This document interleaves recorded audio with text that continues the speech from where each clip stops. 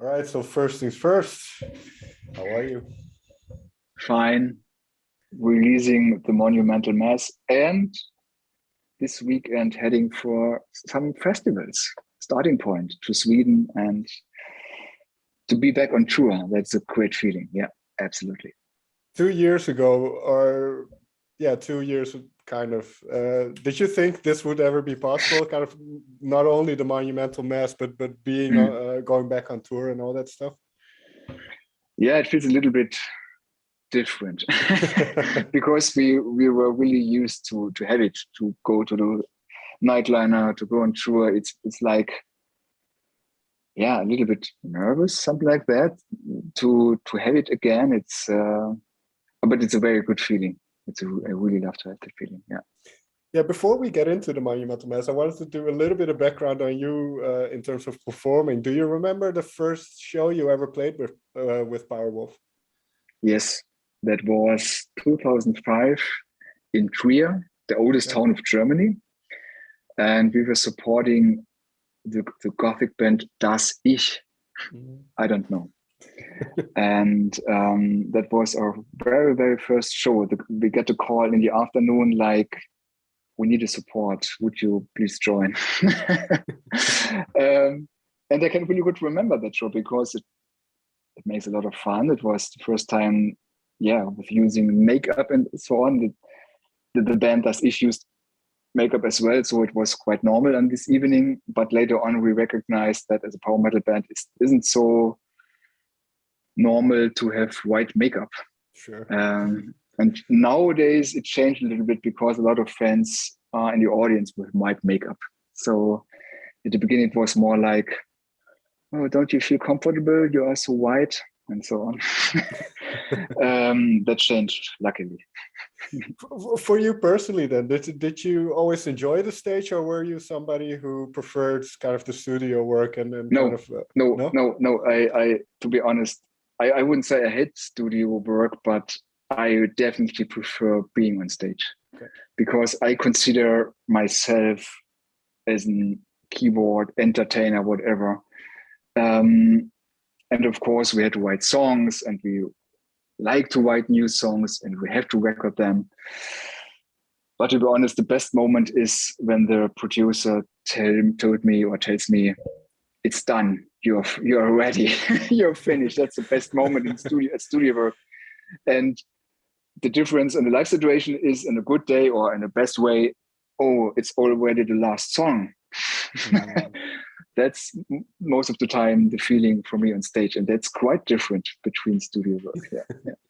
And you mentioned something interesting as well, which is the makeup. And now, as the stage show became more elaborate, and then particularly with the Monumental Mass, the amount of pyrotechnics and firework and everything, what kind of challenges do you run into wearing kind of full makeup, and then even standing there in front of that thing that just fire organ? Fire? Yeah. Well, yeah, the creator for the Monumental Mass stream was like, more is more. When we started to create the event, to come up with the ideas, we found a producer who was crazy as we are with Jörg Michael, and then we developed step by step the sceneries for each song. And then it was like, oh, we want to have some monks, we want to have some fire, we want to have a fire organ. And was like, oh my God, it's so much. But at this time, it was quite clear that we will have the possibility to have it in this situation, because in a live situation, it would be quite difficult to transfer every scene in this live setup. And of course, there were a lot of timesheets, Excel sheets, and directors, cut, whatever. You need a lot of informations because you have to plan it exactly. And you mentioned the fire organ. That was quite hot, but it wasn't so hot for me. It was more hot for my surrounding. And we, at the end, it was like that we had to replace or to remove 30 lights in the roof because it was too hot in the air and in the roof. But it was worth to have it because, you know, that was really a focus to have to do fire organ. In the next scene, on the next song, the fire organ was gone. We had a new setup. Mm. So a lot of people who watched the Monumental Mass for the first time, it was like, oh my God, every song, every scene surprised me, because always is something happen. And even myself, when I watched it, it's like, what's coming next? Oh, it's the next stage up. Oh, now we have the ballad with the 4-meter high riser and so on. As you can see, we had so much possibilities to create our own Powerwolf like we've never had before. So that's the reason we consider the Monumental Mass not as a concert, it's more a classical play. Sure. And it's completely different as a streaming concert, I would say. Yeah, because what I find interesting about this whole project is when did it become, how should I phrase it? When did you know that you were going to record this and put it out as a DVD? Because what I like about it is this was created in a time of where everybody's futures were unsure. Yet, and a lot of people, well, they had less income, so they try to minimize costs and all that kind of stuff. And then you guys put on the biggest kind of production you've ever done. So what was the mindset? That's typical Powerwolf. You know, that starts even when I started to learn the organ. And then I became a fan of Iron Maiden. Why did I choose the organ, not a guitar or bass or drums?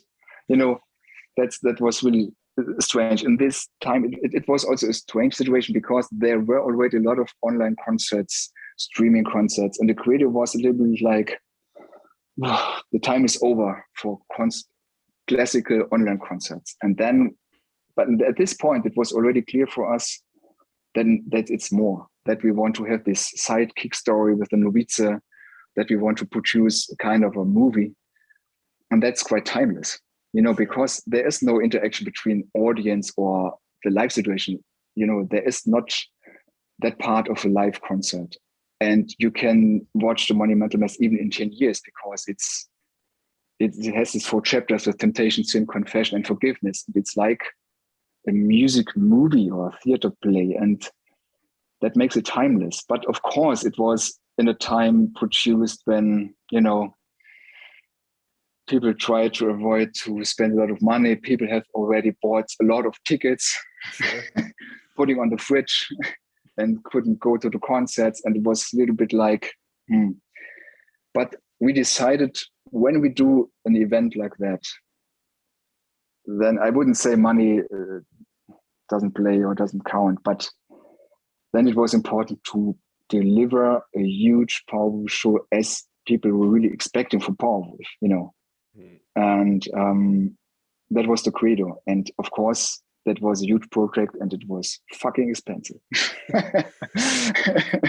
Was it difficult to prepare for? Because obviously you know the songs, but you play a bunch of songs from different albums. So was it, in terms of preparation for you personally, what was that like?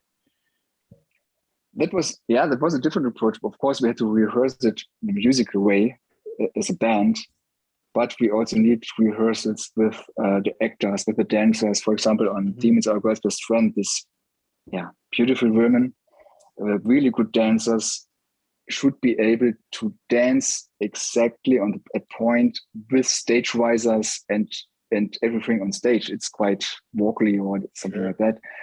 And we had a choreographer for that. We had makeup artists, a lot of makeup artists, almost 100 people were running around, you know, to do everything, you know. And we had to make a short rehearsal with all actors on that scene, but not very often, because, you know, we had to go on. We had 18 songs. We want to record them, and we want to deliver also that it's a live feeling, not a live concert, but it's not only playback stuff, it's played. And then you don't have time, and even you don't have the power to play 18 songs 5 times. So everyone has to be on time, and it was pure adrenaline when the director tells you and action, and then everyone were focused.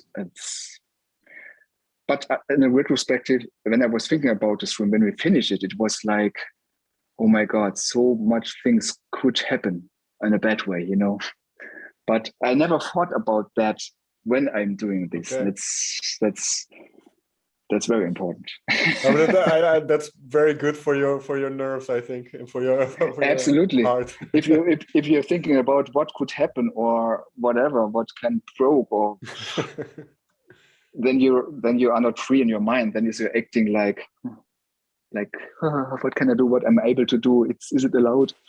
And even we had this script and everything. It was important to have these spontaneous elements. For example, at Resurrection by Erection, I decided spontaneously to go on this cross on the floor, to have a battle with Attila.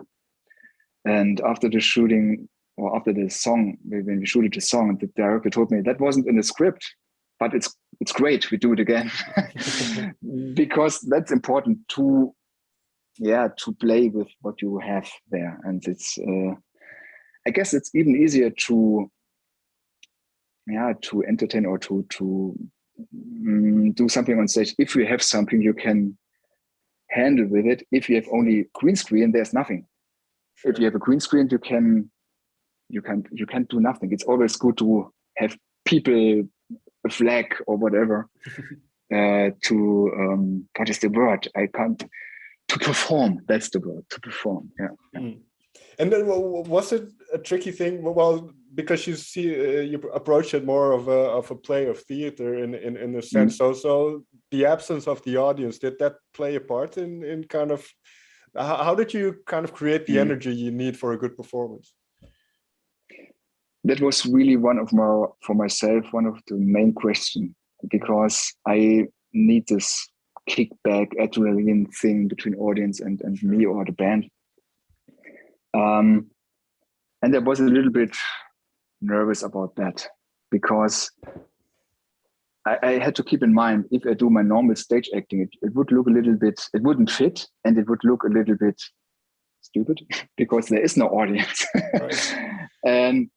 And then the idea came up spontaneously, and sometimes also planned, to do something with the guitar player, to conduct to monks, for example, to interact with Attila, whatever, to leave my keyboards and recognize that the floor is slippery with oil and fluid from the pyro stuff. Oh, be careful, because you shouldn't fall down and something like that. And these scenes happen, and that brings me so much energy within my bandmates. So that was a transformation of the energy I have normally on stage. Yeah. You mentioned earlier the 4 chapters. We have temptation, sin, confession, and forgiveness. What was there? You don't have to kind of spell it out, but what kind of story did you want to tell with that show? We had this side story with the Novice, and the Novice discovered this beautiful Powerwolf book, and he was reading in there, and then he was like, he found out that there are some elements in life which the church considers as a sin. And what can he do? Should he still believe, or is it possible to have fun in life, or to be sinful, or whatever? That was a side story, and we filmed that in Poland.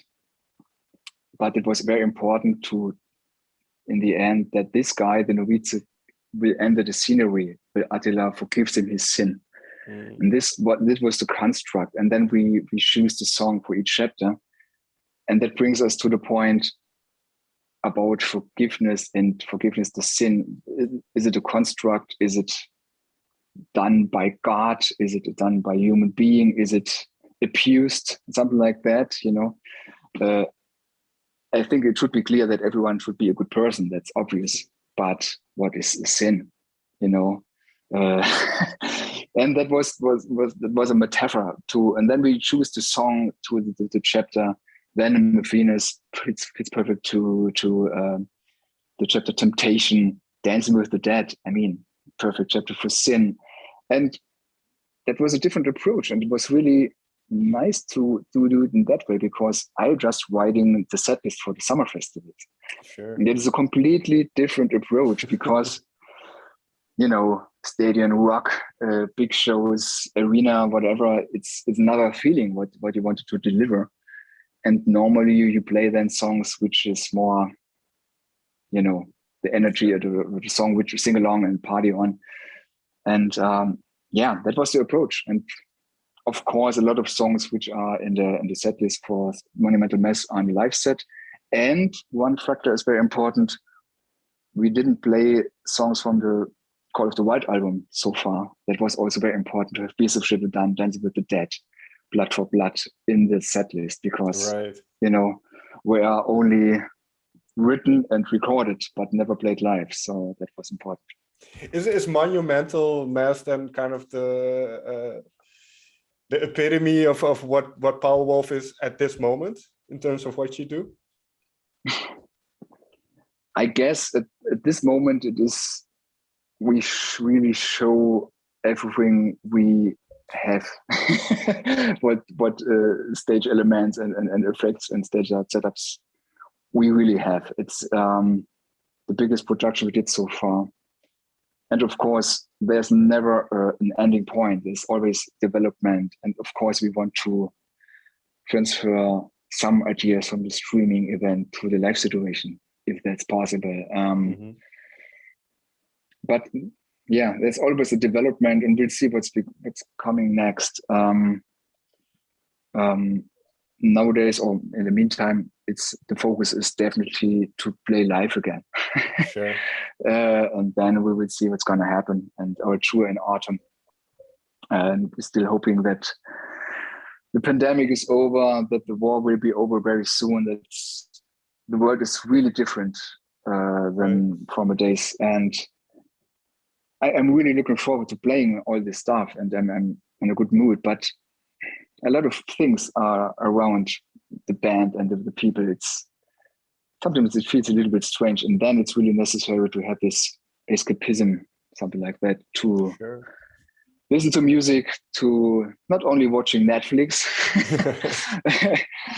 to listen to music. For example, when you listen to the Peace of Mind album, for me, I really can remember my feelings when I heard these songs for the first time, and that is only possible with music. And perhaps I can achieve that with my music.